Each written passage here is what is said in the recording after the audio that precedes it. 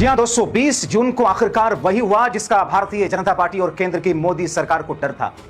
आखिर कैसे दिल्ली का घेराव कॉकरोच जनता पार्टी से जुड़े हुए युवाओं ने कर लिया, कैसे मोदी शाह के 4 मंत्रियों का घेराव करके इस अंदाज में खड़ा कर दिया कि वो मानो हाथ जोड़े सामने खड़े हो गए, और कैसे राहुल गांधी समेत विपक्षी पार्टियों का सपोर्ट कॉकरोच पार्टी को मिलता चला गया। विस्तार से दोस्तों आपको सब कुछ बताते हैं, अगले चंद मिनट मेरे साथ में जरूर रहें क्योंकि यह खबर बेहद महत्वपूर्ण है।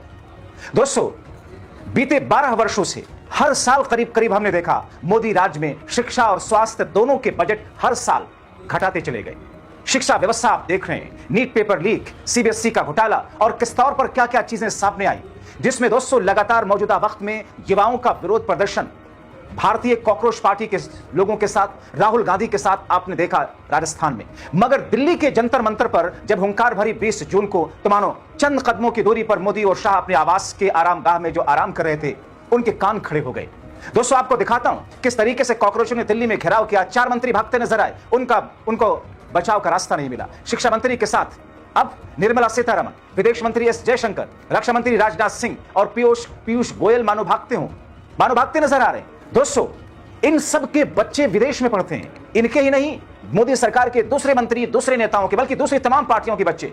धर्मेंद्र प्रधान क्या दावा कर रहे थे कि हमने शिक्षा व्यवस्था बेहतर कर दी है, देश में अब विदेश के छात्र पढ़ने आते हैं। मगर हालात यह है कि इन सारे मंत्रियों और नेताओं के बच्चे विदेश में पढ़ने जाते हैं। इस बीच में एक और छात्र की जान चली गई, जिस पर आक्रोश दिल्ली में और ज्यादा बढ़ गया। कॉकरोच पार्टी से जुड़े हुए युवाओं का गुस्सा बढ़ता चला गया। पूरा मामला आगे आपको बताता हूं, मगर उससे पहले आपको बताऊं कि किस किस अंदाज में घेराव हुआ। दोस्तों, सरकार को घेरने मोदी शाह के चहेते सबसे नाकाम शिक्षा मंत्रियों में से एक धर्मेंद्र प्रधान के इस्तीफे के लिए ताली थाली चम्मच के जरिए कॉकरोच पार्टी ने एक नया बिगुल फूंक दिया। तो ये एजुकेशन सिस्टम में जो वायरस बैठा हुआ है उसको भगाना है या नहीं भगाना है? भगाना है। तो चलो खाली बजाओ, बोलो गो प्रधान गो, गो प्रधान गो, गो प्रधान गो, गो प्रधान गो। जाहिर है अभिजीत दीपिके के साथ देश के हजारों छात्रों का 47 डिग्री में घेराव करना, दिल्ली में खुले आसमान के नीचे चिलचिलाती धूप में अपना हक मांगना सत्ता की चूल्हे हिला रहा।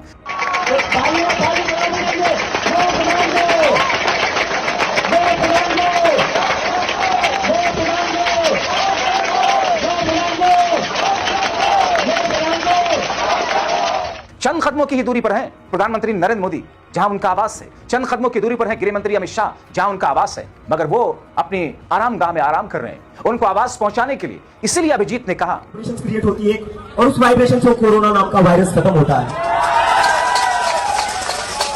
तो मैंने तो कुछ दोस्त है, उन्होंने एक और नया इन्वेंशन किया है। उन्होंने ये बोला है ना कि आज एजुकेशन सिस्टम पर भी धर्मेंद्र प्रधान नाम का वायरस बैठा हुआ है।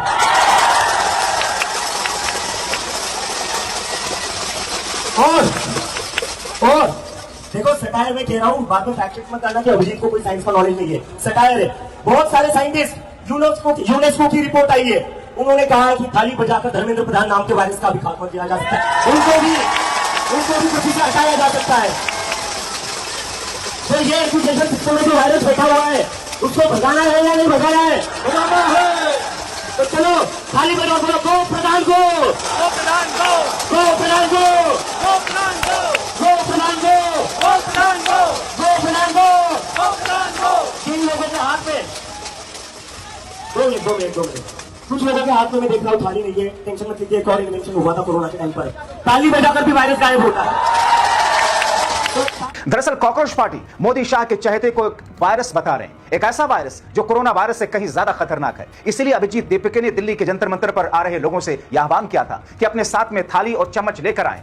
आप समझ रहे हैं ना कि ऐसा क्यों किया गया, क्यों कहा गया? क्योंकि कोविड के समय में मोदी ने देशवासियों से थाली और चम्मच बजाकर कोविड वायरस भगाने की बात कही थी। उसी के काउंटर और कटाक्ष में मोदी स्टाइल में ही मोदी के खास वायरस को हटाने की मांग कर रहे हैं। जो कॉकरोचेस कल हमारे पीसफुल प्रोटेस्ट के लिए आ रहे हैं जंतर मंतर 1 बजे, एक थाली और एक चम्मच ले आइए। बाकी तो आप समझ ही गए होंगे। So please bring a thali and chammach to tomorrow's protest. Thank you.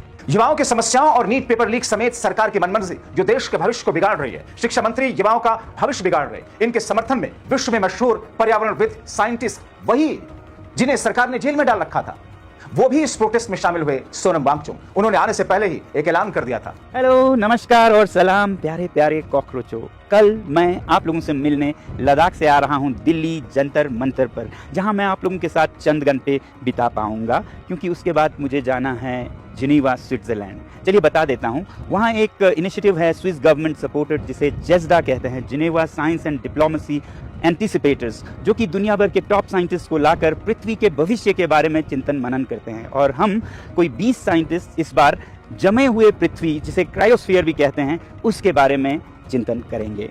चलिए मैं आपको एक ताज्जुब की बात भी सुना दूं।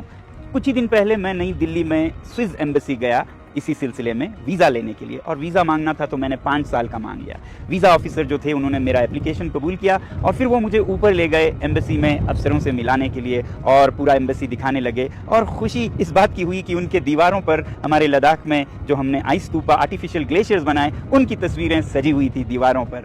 वीज़ा तो मुझे उसी शाम उन्होंने दे दिया, और जब मैंने उनसे कहा कि इसकी फ़ीस क्या होगी तो वो बोले, आपको वीज़ा देते हुए हमें गर्व होता है, हम आपसे फ़ीस नहीं लेंगे।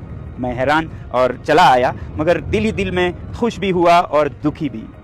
दुखी इसलिए हुआ कि मैं सोचने लगा मेरा अपना देश मुझे क्या देता है, क्योंकि मुझे अपने देश ने पिछले 1 साल में दिया था एंटी नेशनल का एक खिताब, 6 महीने की जेल, और फिर हमारे इंस्टीट्यूट की ज़मीनों को वापस लेने की कार्यवाही, और ईडी और इनकम टैक्स और सीबीआई सबके रेड्स, ये सब मुझे अपने देश ने दिया। और यहाँ दुनिया के भविष्य के चिंतन के लिए बुला रहे हैं बाहर के देश। थोड़ा दुखी हुआ, और मैं चाहता हूँ कि आप लोगों से पूछें कि क्या हमारे देश में कुछ बदलने की ज़रूरत नहीं है, और अगर बदलना है तो उसे कौन बदलेगा। कल मैं आप लोगों से पूछूंगा देश की रक्षा कौन करेगा, कौन करेगा, और मुझे उम्मीद है आप लोग कहेंगे हम करेंगे, हम करेंगे। जय हिंद। मगर दोस्तों, इस बीच में एक और देश के भविष्य, देश के नौनिहाल की जान चली गई। देश की राजधानी दिल्ली से सटे हुए गाजियाबाद में एक छात्र ने अपनी जीवन लीला समाप्त कर दी। दरअसल नीट का पेपर 21 जून को है, इसकी तैयारी कर रहा था यह छात्र, 22 वर्षीय युवक जतिन कुमार, जिसने अपनी जीवन लीला फांसी लगा करके खत्म कर ली। परिवार में मातम का ऐसा मंजर जो कलेजा मुंह को ला दे, मगर सरकार को क्या, अपनी मौज में है। किसी को क्या पड़ी है, इनका हाल जानने के लिए, जबकि इस छात्र ने यह कदम उठाने से पहले एक